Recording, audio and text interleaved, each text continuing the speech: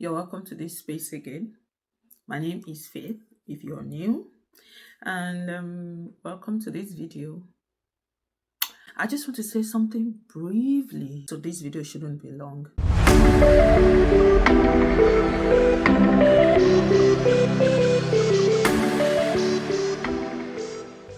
This is for parents who have children that they are trying to get to start reading. If you are trying to teach your child reading, this is for you.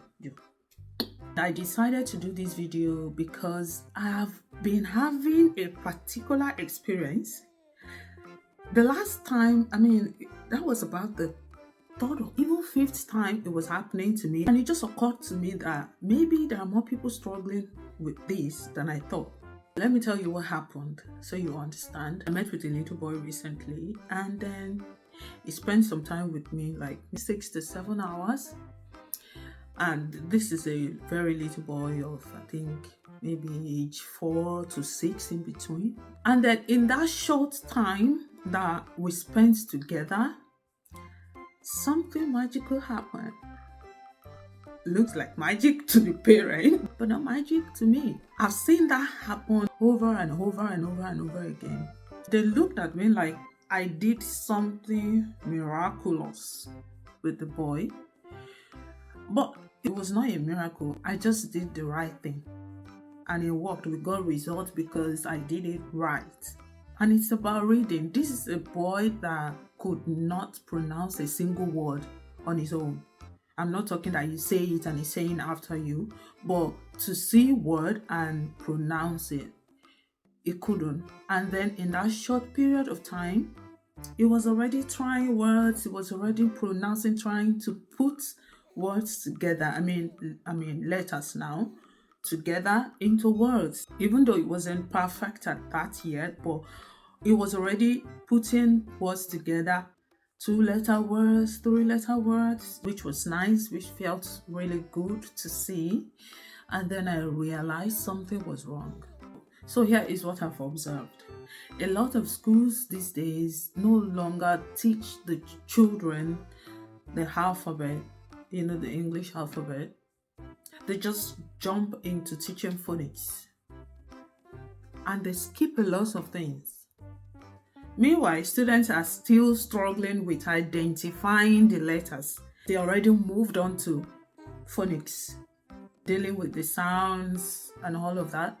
A lot of these pupils are still struggling with identifying the letters, and you are talking about sounds.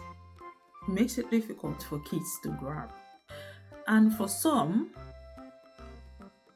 I know a lot of schools have stopped this, but we still have some schools who do the whole style, this A for apple, B for ball kind of thing. If you know it, I think we need to stop it. There is no word that is associated with the letters of the English alphabet.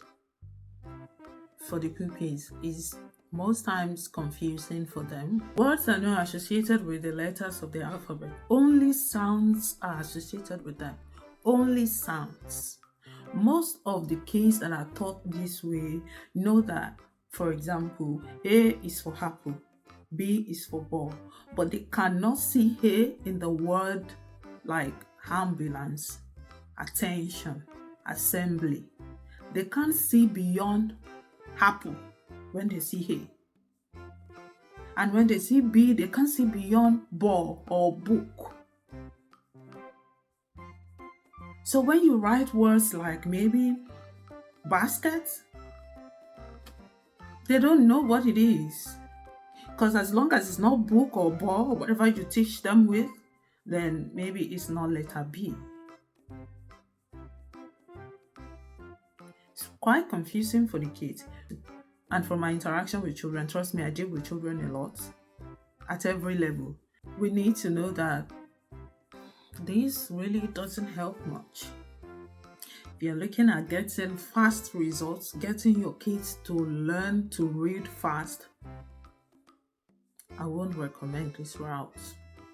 So here is what I recommend as a parent to approach this difficulty or this challenge with your child.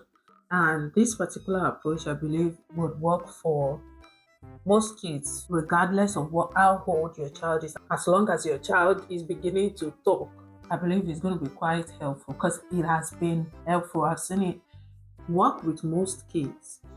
I think first thing to talk about is be creative. When you are dealing with children, you are teaching children, you need to be creative. I mean, gone are those days where you are doing schoolwork and the only thing you can find on the table you're working on is your pencil or biro, eraser, books, and just school stuffs.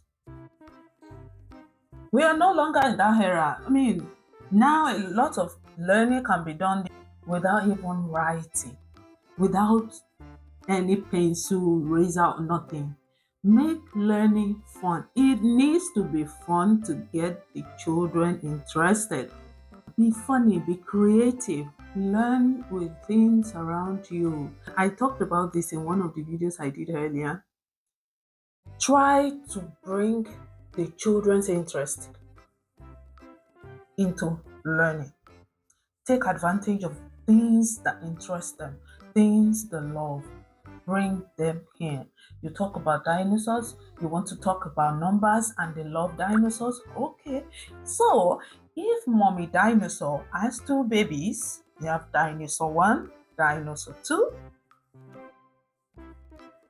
In their mind, you are talking dinosaur, but they are learning numbers. Yeah, so you need to be like that. Or room A, room B, you are going to space, you are in a space rocket, and you have different cabinets. You have cabinet A, you have cabinet B. Just anything. Flow with it, flow with them. Let them determine the flow, and then you just go along with the flow.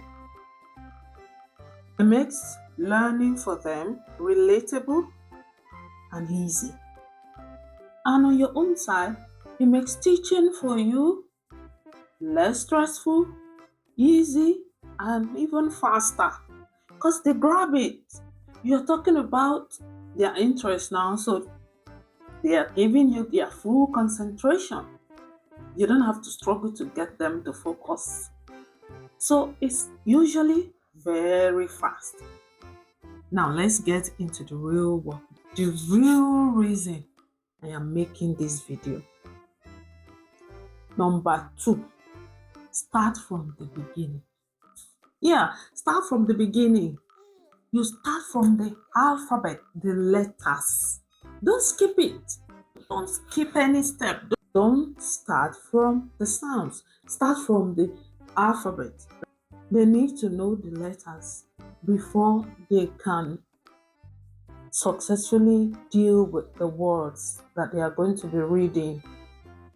So when they know the letters and they can comfortably identify all the letters of the alphabet, then you move to their sounds. We're talking phonics now, as in A sound, B sound, C sound, like that. Sound like a teacher now. Whatever.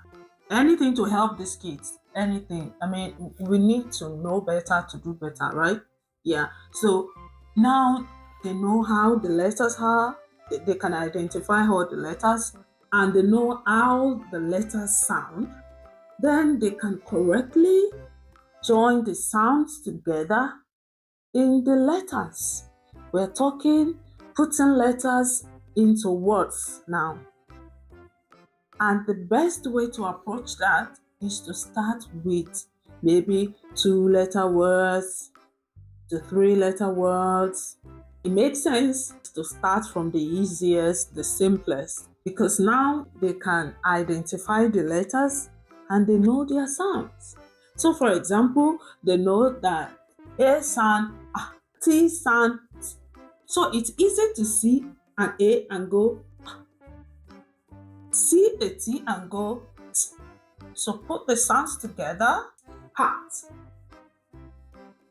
That's an example of 2-letter words, how you build it. Then you move to 3-letter words. You know that B sound, I sound E. G sound G. When you put B, E, G, big. Play around with the words, making it flexible. So just change some letters, not the entire word. So you can have B, G. So you have big. You can also have B, E. You already know E sound E and G, beg. Look similar but different. So even though words look similar to them, they are not confused because they know the difference between them. They have played around similar words. Do you understand what I'm saying? That way it's fun. You can bring a lot of activities also into it while you're at it to make it fun for yourself and for the kids. You just gradually move from the easiest 2-letter words to 3-letter words, 4-letter words. By the time you are on 5-letter words, they're already even checking dictionary by themselves. And don't get me wrong, at the beginning, they might struggle, make mistakes, mispronounce words, they forget some letters or forget some sounds. You remind them. And it's very important that you encourage them. Like, they get it right, oh, sing your praise, bravo. Give them a standing ovation every time they get it right. It's very important. They want to feel like, oh, they are doing the impossible. They are doing amazing. This way, when they see the letters in any word, they can easily merge the sounds together without being stuck on one letter for one word. They know the letters, they know the sounds, they just match them together. And that is how you can support your child to start reading. Their minds are not being conditioned about a letter being for a word. Like A is for apple. It just pisses me off when I hear that. That stuff is so back in the days. It needs to stop already. A is for apple. What about umbrella? Because A is now at the end.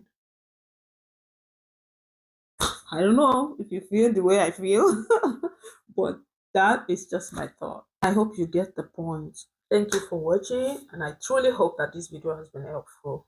Please send it to any parent. In fact, you don't need to know whether they're struggling or not.